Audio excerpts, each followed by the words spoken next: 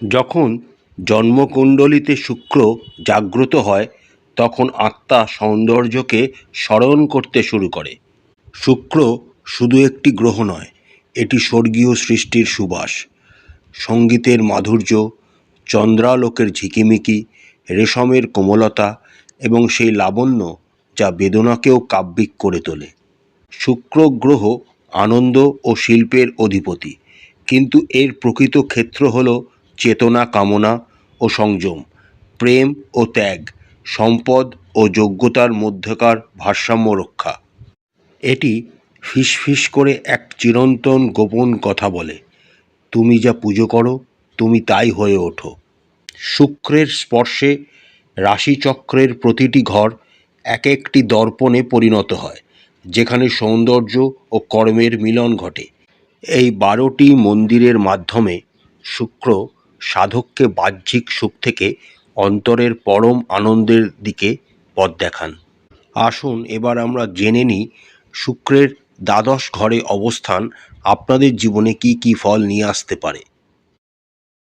লগ্নে যখন শুক্র অবস্থান করে থাকে তখন এটি জাতক বা জাতিকাকে স্বাভাবিক আকর্ষণ শক্তি দিয়ে আশীর্বাদ করে থাকে। তাদের শরীরের আভা নরম চাঁদের আলোর মতো উজ্জ্বল হয়, চোখে থাকে মাধুর্য, তার উপস্থিতি সুগন্ধময় মনে হয়। শুক্রের এই অবস্থান শরীরকে সৌন্দর্যের ভাস্কর্যে এবং মনকে কবির বাগানে পরিণত করে। কিন্তু লগ্নে শুক্রের এই গুণাবলী আপনাদের মধ্যে অহংকারকেও নিয়ে আসতে পারে এবং সেই সৌন্দর্যের অহংকারে আপনারা অন্ধ হয়েও যেতে পারেন। বাহ্যিক রূপের প্রতি অত্যন্ত বেশি মনোযোগ, প্রেমলীলা বা বিক্ষিপ্ত স্নেহ ব্যক্তিত্বের আভাকে মেঘাচ্ছন্ন করে তোলে। এই সমস্ত ব্যক্তিরা প্রশংসার প্রতি আসক্ত হয়ে পড়তে দেখা যায়। প্রতিকার এবং অনুশীলন হিসাবে আপনারা ভালোবাসা ও বাহ্যিক রূপের ক্ষেত্রে আত্মসংযম অনুশীলন করুন। সকল রূপের নারী সত্তাকে সম্মান করুন। প্রতি শুক্রবারে গোলাপ বা চন্দনের মতো প্রাকৃতিক সুগন্ধি ব্যবহার করুন। আপনাদের প্রাপ্ত গুণাবলী নিয়ে গর্ব করার পরিবর্তে সেগুলির জন্য কৃতজ্ঞতা প্রকাশ করুন।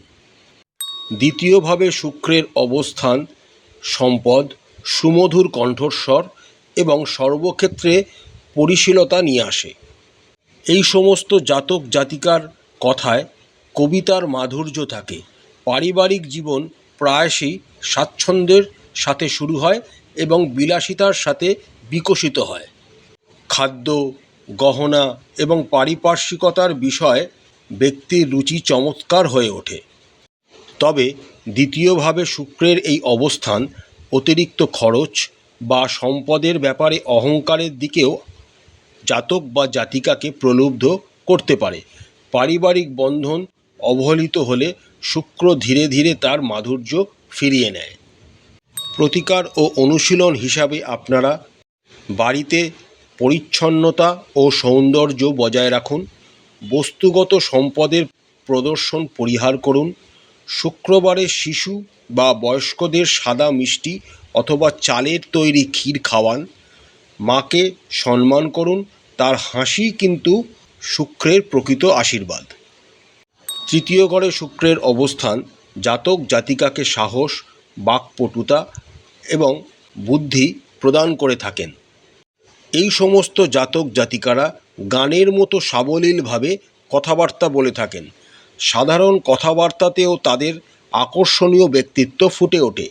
এটি সৃজনশীল লেখা, গণমাধ্যম বা কূটনৈতিক সাফল্য তাদের জীবনে কিন্তু নিয়ে আসে। তবুও তৃতীয়ভাবে শুক্রের অবস্থান আপনাদের জীবনে কিন্তু অস্থিরতাও নিয়ে আসতে পারে। মন, সম্পর্ক ও অভিজ্ঞতায় বৈচিত্র্যের জন্য তৃষ্ণার্ত হয়ে ওঠে সবসময়। সংযম ছাড়া এই শুক্র জাতককে বা জাতিকাকে স্বল্পস্থায়ী প্রেম বা মানসিক বিভ্রান্তির দিকে টেনে নিয়ে যেতে পারে। প্রতিকার বা অনুশীলন হিসাবে আপনারা শুক্রবার দিন গরুকে মিষ্টি দই বা গুড় খাওয়াবেন। আবেগ স্থিতিশীল রাখতে প্রতিদিন মনোরম সুগন্ধি ব্যবহার করবেন। কৌতূহলকে বিলাসিতা, তার পরিবর্তে শিক্ষা শিল্পকলা ও সঙ্গীতের দিকে চালিত করুন। সপ্তাহে একবার নীরবতা অনুশীলন করুন, এটি ভাব প্রকাশের ক্ষমতাকে পরিশীলিত করবে। চতুর্থভাবে শুক্র দিগ্বল লাভ করে থাকেন।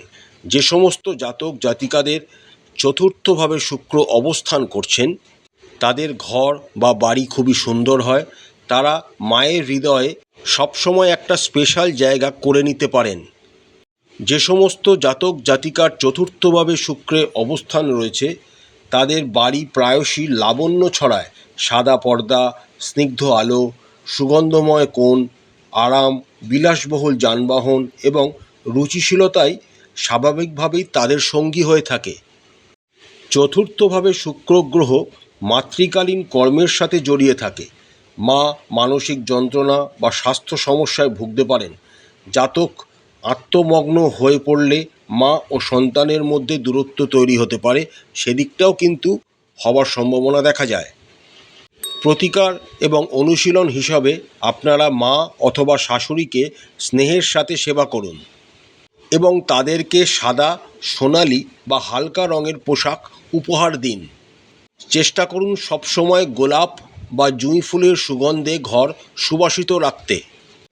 অভাবী মহিলাদের দুধ বা মিষ্টি আহার হিসাবে প্রদান করুন। যে সমস্ত জাতক জাতিকাদের পঞ্চমভাবে শুক্রের অবস্থান দেখা যায় তাদের ভাগ্যে নাটকীয় পরিবর্তন কিন্তু আসার সম্ভাবনা প্রবল থাকে। সন্তানের জন্মের আগে ও পরের জীবন সম্পূর্ণ ভিন্ন হতে পারে। হৃদয়ের পবিত্রতার উপর নির্ভর করে আকস্মিক উত্থান বা পতন, খ্যাতি বা ক্ষতি। পঞ্চমভাবে শুক্রের এই অবস্থান শিল্পীর প্রতিভা, প্রেম এবং ব্যক্তিত্বকে আশীর্বাদ প্রদান করে, কিন্তু সেই একই শক্তি যদি ভোগবিলাস বা অহংকারে অপচয় হয় তবে তার গতিপথ উল্টে যায় এবং তারা একদম আকাশ থেকে মাটিতে পড়তে পারেন। প্রতিকার এবং অনুশীলন সহকারে আপনারা কখনো কাউকে হেলাফেলা করে টাকা ধার দেবেন না, না হলে কর্মফলের ক্ষয় শুরু হওয়ার সম্ভাবনা থাকে। কর্মক্ষেত্রে প্রেমের সম্পর্কে জড়ানো থেকে নিজেদেরকে দূরে রাখুন বা এড়িয়ে চলুন। প্রতি শুক্রবার বা যে কোনো একটি শুক্রবারে তরুণীদের চুড়ি বা পোশাক দান করুন। সঙ্গী ও সন্তানদের সঙ্গে নম্রভাবে কথা বলুন। কঠোর কথা শুক্রকে গভীরভাবে আহত করতে পারে এবং তার ফলে শুক্রের যে শুভত্ব সেটা নষ্ট হতে পারে। কালপুরুষের রাশিচক্র যদি আপনারা খেয়াল করেন তাহলে দেখবেন ষষ্ঠভাবে শুক্র কিন্তু নিচস্থ হয়ে যান, অর্থাৎ ষষ্ঠভাবে শুক্র কিন্তু একটি কঠিন অবস্থান যে কোনো জাতক বা জাতিকার জীবনের ক্ষেত্রে। যে সমস্ত জাতক জাতিকার শুক্র ষষ্ঠভাবে অবস্থান করছে তাদের সারা জীবন শরীর, মন এবং সম্পর্কের ক্ষেত্রে ক্রমাগত পরীক্ষার সম্মুখীন হতে হয়। এই সমস্ত জাতক জাতিকা আসক্তি, হরমোনের ভারসাম্যহীনতা বা প্রজননতন্ত্রের রোগে ভুগতে পারেন। এই সমস্ত জাতক জাতিকার যদি কামনা ও বাসনা পরিশুদ্ধ হয় তাহলে আত্মা শিল্প, সৌন্দর্য বা করুণার মাধ্যমে অন্যের সেবা প্রদান করে থাকেন এবং জীবনে উন্নতি করে থাকেন। প্রতিকার এবং অনুশীলন হিসাবে আপনারা মদ, ধূমপান এবং অতিরিক্ত খাওয়া দাওয়া ত্যাগ করবেন। হিরে বা অতিরিক্ত সাদা ধাতু পরা পরিহার করবেন। বিদ্বেষের চিন্তা দূর করতে প্রতিদিন ধ্যান করবেন। আমরা যদি দেখি কালপুরুষের রাশিচক্রেরও সপ্তম ভাবের অধিপতি হলেন শুক্র, কিন্তু যে সমস্ত জাতক জাতিকার জন্মছকে সপ্তমভাবে শুক্র অবস্থান করেন তারা যেমন একধারে আশীর্বাদ প্রাপ্ত হন, আবার অন্যদিকে বিভিন্ন পরীক্ষারও তাদের সম্মুখীন হতে হয়। সপ্তমভাবে শুক্রের উপস্থিতি সম্পর্ক, কূটনীতি এবং বিবাহের প্রতি প্রবল আকর্ষণ সৃষ্টি করে, কিন্তু প্রায়শই দেখা যায় অহংবোধ আপনাদের এই সমস্ত সম্পর্ক বা বিষয়গুলিকে জলাঞ্জলি দিতে পারে। সপ্তমভাবে শুক্র আপনাদের একটি সুন্দর এবং মার্জিত সঙ্গী প্রদান করতে পারেন, কিন্তু সম্প্রতি বজায় রাখতে প্রয়োজন সমতা এবং মানসিক পরিপক্কতা। এগুলিকে অবহেলা করলে সম্পর্ক দ্রুত ভেঙে যাওয়ারও সম্ভাবনা দেখা যায়। প্রতিকার এবং অনুশীলন হিসাবে আপনারা প্রকাশ্যে ও ব্যক্তিগতভাবে নিজেদের জীবনসঙ্গীকে সম্মান করবেন। শুক্রবারে উপহার হিসাবে সুগন্ধি, গয়না বা সাদা পোশাক কাউকে প্রদান করবেন। কাউকে ব্যঙ্গ করা বা কঠোর কথা বলা নিয়ন্ত্রণ করবেন। নারী সত্তার উপাসনা করুন, দেবী লক্ষ্মীর বা যে কোনো দেবীর পূজা করুন, এতে আপনাদের অনেক উপকার পাওয়ার সম্ভাবনা বেড়ে যায়। অষ্টম ভাব হলো একটি রহস্যময় গুপ্ত জায়গা, যেখানে শুক্র গ্রহ রহস্যময় হয়ে ওঠে। শুক্রের এই অবস্থান তীব্র আবেগ, মানসিক আকর্ষণ এবং জীবনের রহস্য সম্পর্কে গভীর কৌতূহল জাতক বা জাতিকাকে প্রদান করে থাকেন। অনেক নিরাময়কারী, গুপ্তবিদ্যা বিশারদ বা আধ্যাত্মিক গুরুর শুক্র গ্রহ এখানে অবস্থান করতে দেখা যায়। কিন্তু শুক্রের এই অবস্থান যদি অপরিশোধিত অবস্থায় থাকে, তাহলে এই শক্তি কেলেঙ্কারি, আসক্তি বা মানসিক অস্থিরতারও কারণ হতে পারে। অর্থাৎ যে আগুন আলো ছড়ায়, সেই আগুনই আবার গ্রাসও করতে পারে। প্রতিকার এবং অনুশীলন হিসাবে প্রতি শুক্রবার জীবনসঙ্গীর সাথে সময় ও আনন্দ ভাগ করে নিন। এটি আবেগকে স্থিতিশীল করবে। ইন্দ্রিয়গত উচ্ছৃঙ্খলতার পরিবর্তে ধ্যান বা মন্ত্র সাধনায় লিপ্ত হন।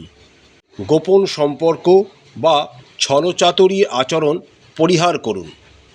যে কোনো দেবীর মন্দিরে সুগন্ধি বা সাদা ফুল দান করুন। নবমভাবে শুক্র গ্রহ চিন্তার মার্জিত রূপ এবং ভ্রমণ, শিল্পকলা ও উচ্চশিক্ষার মাধ্যমে সৌভাগ্য প্রদান করে থাকেন। সৌভাগ্য প্রায়শই দেখা যায় পরামর্শদাতাদের কাছ থেকে আসে, কিন্তু অহংবোধ বা আদর্শগত কারণে পিতার সাথে সম্পর্কের টানাপোড়েন দেখা দিতে পারে।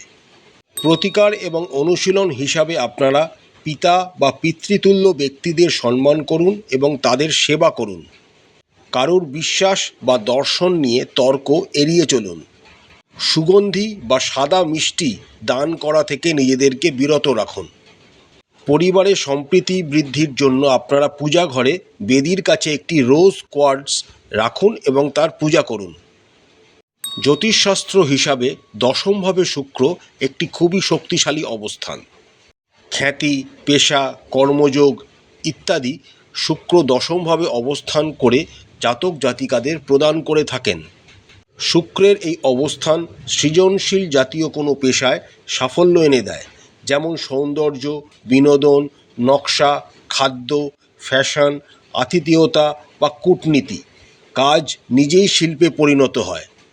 কিন্তু অতিরিক্ত কর্মজীবনের প্রতি মনোযোগ হৃদয়কে ঘর থেকে বিচ্ছিন্ন করে ফেলতে পারে।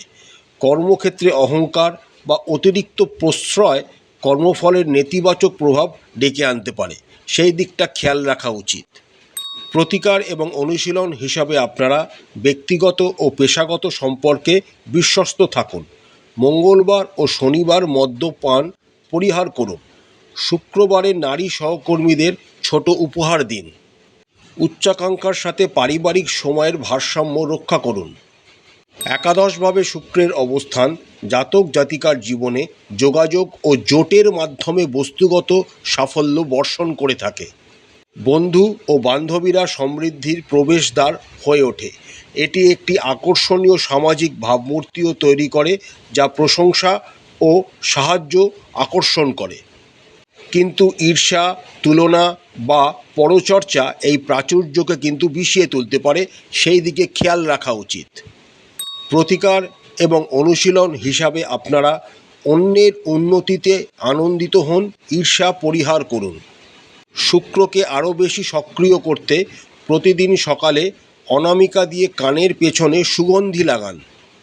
যে কোনো সামাজিক অনুষ্ঠানে ইতিবাচক মনোভাব নিয়ে যোগ দিন, প্রতিযোগিতার মনোভাব নিয়ে নয়। কালপুরুষের রাশিচক্রে দ্বাদশভাবে শুক্র উচ্চস্থ হয়। দ্বাদশভাবে শুক্র গ্রহ নিস্তব্ধতায় আবৃত পরম শক্তির উচ্চস্থানে পৌঁছায়। জাতক জাতিকার অপরিসীম আনন্দ এবং গভীর একাকিত্ব উভয় অনুভব করেন। এটি খ্যাতি, সম্পদ, বৈদেশিক সংযোগ এবং শৈল্পিক প্রতিভা প্রদান করে, কিন্তু আকাঙ্ক্ষা অপূর্ণ থাকলে মানসিক শূন্যতাও সৃষ্টি করে। এটি সেই সব দিব্য শিল্পী, কবি ও সাধকদের আবাস যারা উপলব্ধি করেন যে অনাসক্তিহীন প্রেমই বন্ধন। প্রতিকার ও অনুশীলন হিসাবে আপনারা শুক্রবারে মন্দিরে সাদা ফুল বা সুগন্ধি দান করুন।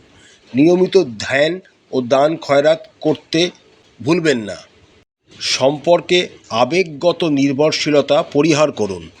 বিলাসিতাকে ব্যবহার করুন অন্যদের উন্নত করতে, একাকিত্ব থেকে পালাতে নয়। আশা করছি আজকের ভিডিওর পর্বটি আপনাদের ভালো লেগেছে। মা কালী আপনাদের মঙ্গল করুন, আপনাদের সমস্ত মনের ইচ্ছা ও মনস্কামনা পূরণ করুন। আমাদের চ্যানেলের কন্টেন্ট যদি আপনাদের ভালো লাগে তাহলে অবশ্যই চ্যানেলটিকে সাবস্ক্রাইব করবেন। হর হর মহাদেব, জয় মা কালী, নমস্কার।